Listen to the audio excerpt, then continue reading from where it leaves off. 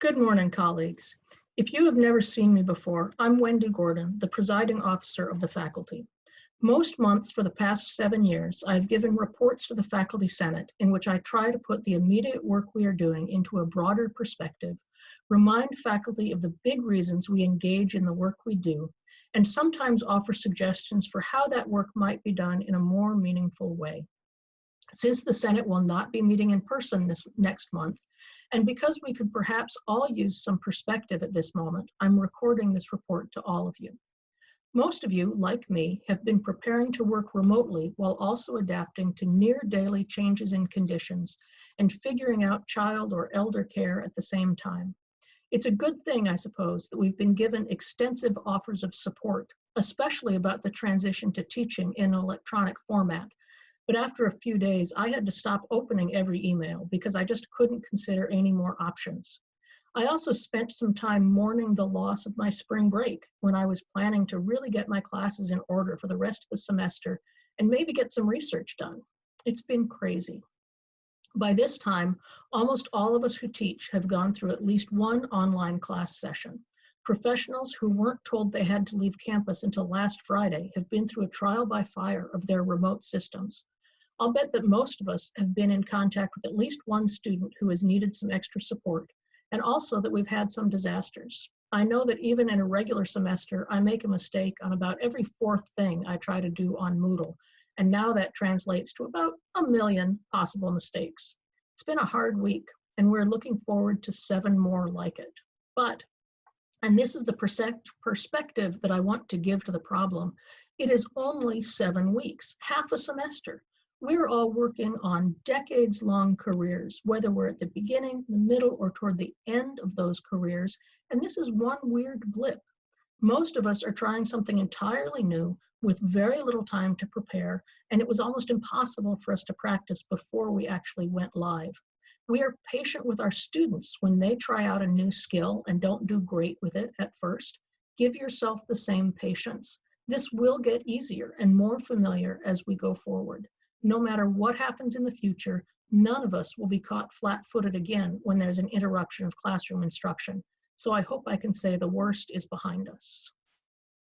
What I am finding, though, is that all of my energy and attention is going to my teaching.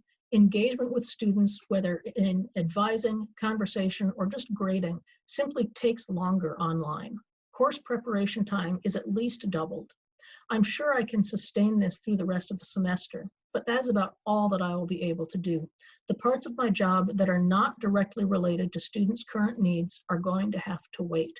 Things like committee work, course or program reviews or revisions, assessment, department reports, all of those things that are usually part of faculty participation in the university just have to get put on the back burner for now. I hope that in the next week or so, the administration and faculty leadership will have a chance to discuss all these elements of faculty workload and set some priorities and accommodations so that we can focus on our most important task, helping our students succeed. And the students do need our support. Remember that we've been talking for years about our students being different now than they were before. We were already concerned about their ability to cope with the regular demands of college. They're still the same students, now facing a situation none of us imagined a few weeks ago. As worried and off-kilter as we may be ourselves, it's our job to help our students get through this crazy time. I have 3 suggestions of what college professors and professionals can offer to help. First, our personal perspective. Sure, this is the first time in a century the nation has experienced pandemic illness, but any of us have seen more disruptive events than our students, and we have lived to tell the tale. Simply as people who are older than most of our students, we know that bad things and bad times pass. So please reassure your students of that.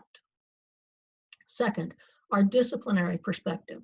Every one of us who teaches something that is relevant to understanding this crisis, whether it's history, biology, education, or business. When it's appropriate, share with your students how the things you know, the way that you see the world, help you to get a grip on a complex, real-world problem. Finally, confidence and kindness.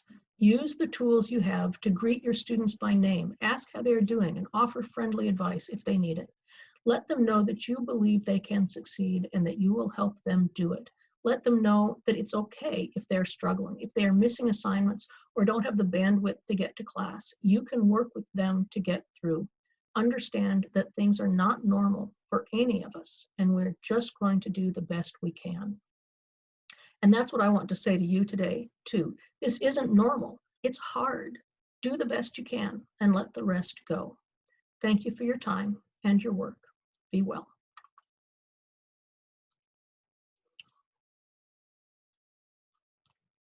Turn off Zoom. Turn it off.